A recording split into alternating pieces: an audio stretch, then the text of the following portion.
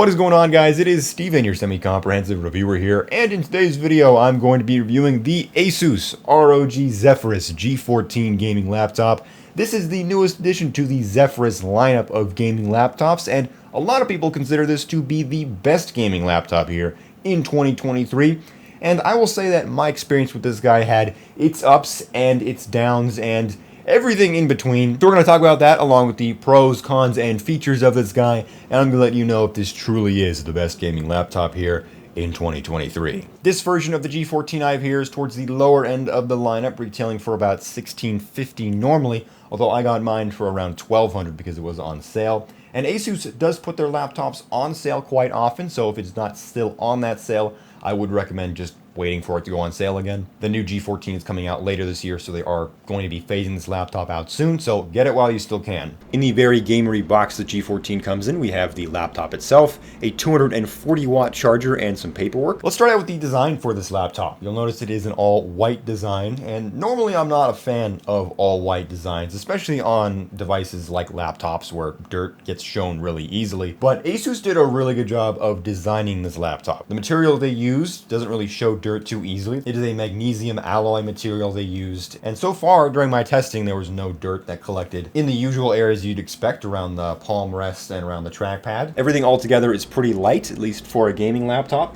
It's also pretty thin for a gaming laptop. It is a 14-inch form factor, so not the largest amount of screen real estate, but it's a nice compact size and great for taking with you in a bag to work or school. And going back to the design, I just love how ASUS didn't make this too flashy and in-your-face and gamery. We do get an ROG emblem on the back as well as this dot pattern for a little bit of flair. But around the front, there's really nothing to indicate that this is a gaming laptop. We do get the RGBs underneath the keyboard, which you can just set to a static color if you want to be a little more subtle. The keyboard and the trackpad have this multicolor coating to it, so when you hold the laptop at a certain light, it kind of changes color a little bit. It's not too obvious. It has to be the right lighting condition, but it's something subtle, which is kind of the overall theme of this laptop. It's not in your face. It's really subtle and kind of sleek, which is really nice. On the right side here, we have a vent for cooling. We have two USB-A ports, a USB-C port, and a micro SD card reader. Around on the left, we have an identical vent for cooling, a charging port, HDMI port, USB-C Thunderbolt 4 port, and an audio jack port. I really like the port selection and the ports we get on this laptop, although I would have really liked it if they had moved one of these USB-A ports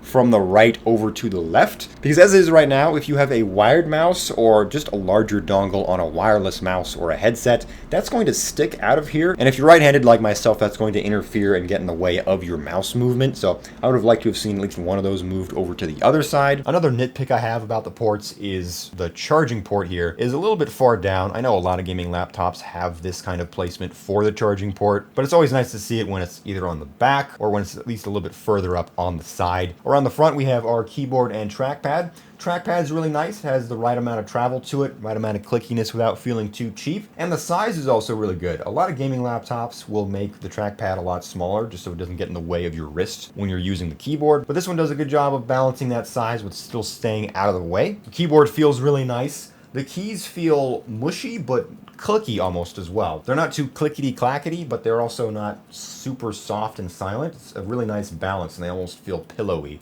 when you type on it. Here's a sound test of the keyboard.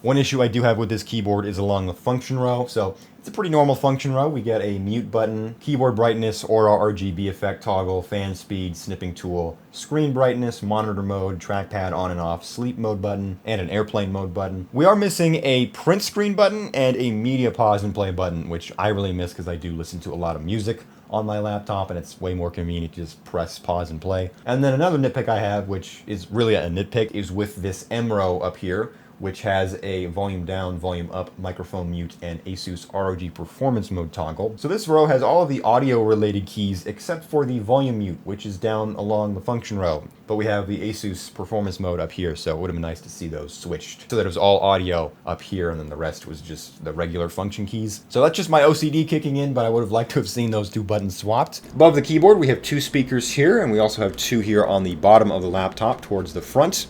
These sound decent. They play audio, which is what speakers are supposed to do, so that's awesome. But overall, they just sound tinny and they lack a lot of fullness, which is kind of what you expect on a gaming laptop. All the room inside is taken up by all those powerful components, and the speakers kind of get the short end of the stick usually. The webcam also gets the short end of the stick here up at the top. It is a 720p webcam, which looks pretty bad. It is a webcam, which is an improvement over last year's version of the G14, which had no webcam at all. And in that area, we also do get an IR sensor for face unlock, which is fast and accurate. Okay, let's move on to the stuff that's really good on this laptop. Starting with this display right here. It is a 16 by 10 1440p 120 Hz IPS HDR panel. And because of that more unusual 16 by 10 aspect ratio, we do get a few more vertical pixels. It's still a 14-inch display, so we don't get that much screen real estate, but what we do get is so good. The colors are bright and vibrant and really pop, and when games run at 120 frames, they look smooth and buttery. It's amazing how good this display looks for the size of this laptop. The only complaint I really have is that it doesn't get too bright. This is the brightest it gets right here. So in brighter environments and outdoors, this display can get a little washed out. Although, let's be honest, this laptop is targeted at gamers, and most of us are going to be using this laptop in a dark room at 2 in the morning by ourselves. So in that situation, this laptop looks amazing. Under the hood, we have an all AMD lineup. So we have an AMD Ryzen 6900 CPU, AMD Radeon 6700 GPU, 16 gigs of DDR5 memory, and a 1TB PCIe Gen 4 NVMe SSD. Those are really great specs for the price, and I was able to run most modern games at medium to high settings without any issue. Will this laptop be able to run Call of Duty Modern Warfare or Hogwarts Legacy at max setting 120 frames? No. But it will be able to run a lot of middle-of-the-road games at higher settings, and even some of the higher-end games it will be able to handle at lower settings as well. I mainly tested this laptop with games like Overwatch, Fortnite, and Rocket League, and it handled all of those really well, even at max settings. And while Hogwarts Legacy absolutely chugged even on low settings on this laptop, Modern Warfare 2 actually ran pretty well also. If you adjust the settings for the power that this laptop provides, all those games will run very smoothly on this laptop. And here are those cold hard numbers for you nerds out there. We can upgrade the RAM and SSD on this laptop, and while a terabyte SSD is probably going to be fine for a decent amount of time, 16 gigs of RAM is towards the lower end of what you want on a gaming laptop like this, so I would recommend upgrading that as soon as possible. 8 gigabytes of RAM are soldered onto the motherboard, and the other 8 gigs are on a stick that we can remove, and we can replace that with up to 32 gigs of DDR5 memory, which means we can have a total of 40 gigs of RAM on this laptop. Taking apart the laptop is pretty easy. There are 11 screws on the bottom. 3 of them in the middle are covered by these rubber nubs, which are annoying to get out, but once those are taken out, it's a pretty easy process of prying off the back. The RAM and SSD are easily accessible. The fans are a little bit harder to remove.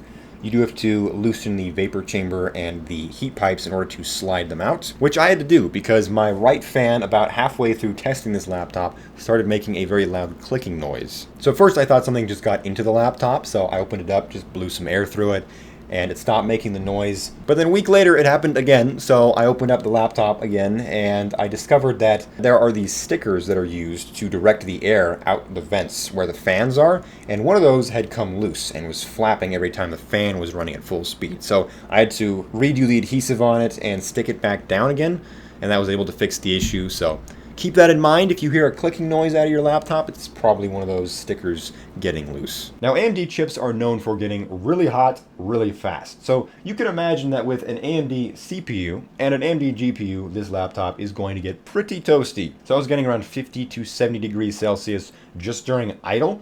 Right now, the laptop is actually sitting at around 57 degrees. That's just with Task Manager and Armory Crate open. And in-game, it got even hotter. It got up to around 80 to 90 degrees Celsius. And like I said, AMD chips generally get a lot hotter than other CPUs. AMD is aware of this, and they say that their CPUs are quoted for those higher temperatures and are meant to run at 90 plus degrees Celsius. But while AMD chips are rated for higher temperatures, your lap isn't. Yes, this is a laptop, but unless you're in a freezer, it's going to feel really warm when it is sitting on your lap and you are gaming. Even just touching the laptop and using the keyboard was really hot. I felt like my fingers were sizzling every time I went to press down a key. ASUS is using a vapor chamber to cool the CPU and the GPU chip, and it does a really good job of spreading the heat out because the whole laptop gets hot when you're using it. But oddly enough, out of the box, and with the pre-configured settings that ASUS has here in the Armory Crate application, the fans weren't really getting up to their full speed, so it wasn't really blowing all that hot air out. So one of the first things I did is I went in and I tweaked those fan curves. So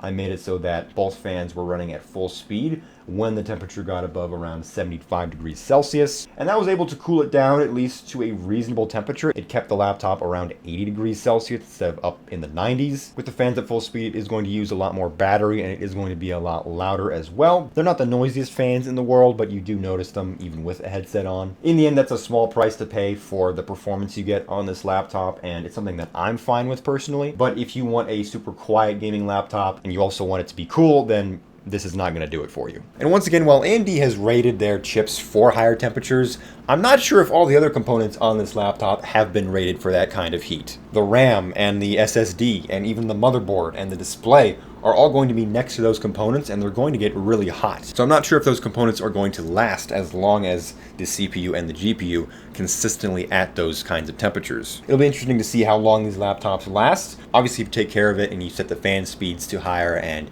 you keep it cool when it's under load, it will last a little bit longer. Now, because of those high-end, power-hungry components, the fans going at full speed, the 120 hertz display, this laptop uses a lot of power. So battery life isn't great. You don't really expect great battery life on gaming laptops. But on this guy, I got around 2 hours of gaming on it on a full charge. When I was not gaming and had all the settings set to their lowest and had all the eco modes on and everything, I got around 7, maybe 8 hours out of it. And then realistically, if you're not gaming, you're gonna get around 5 to 6 hours on this guy. So pretty decent for a gaming laptop. The power saving mode on this laptop does have the ability to take advantage of the discrete graphics on the CPU. So it is an APU and we can just use that instead of the graphics card in less graphics intensive situations, like right now, and that saves a lot of battery life. We're not using that power sucking GPU, we're using the way more power efficient CPU, and I was able to get that extra hour out of this laptop when it was switched over to that mode. For charging, we do have that 240 watt brick, which will supply power and will charge up the battery even when you're in a game or under an intensive load. Power can also be supplied to the Thunderbolt 4 port on the left side. It will charge up the laptop when it is in sleep mode or when you're doing light work on it, but when you are in a game, it won't supply enough to keep the laptop powered on. But it is nice to have that feature just in case you forget your charger or you don't want to bring around the massive 240 watt brick with you everywhere. So with all that in mind, is this the best gaming laptop here in 2023, and should you buy it? Well, if you are fine with the smaller size, the smaller screen, and you don't mind getting toasty every now and then this laptop is really great. It is the best small gaming laptop in 2023 right now. We get great specs, we get a great display, we get a great design, all for an amazing price, especially when it's on sale. ASUS will be releasing a new version of the Zephyrus G14 later this year, so it'll be interesting to see if they can fix that heating issue and if they can make a better G14 than this year's model. Let me know if you already have a G14, and if you do, if you're enjoying it so far. And if you don't, let me know if you're interested in getting one now. Be sure to like and subscribe if you love my content. And beyond that, I've been Steven, your semi-comprehensive reviewer, and be sure to have a wonderful rest of your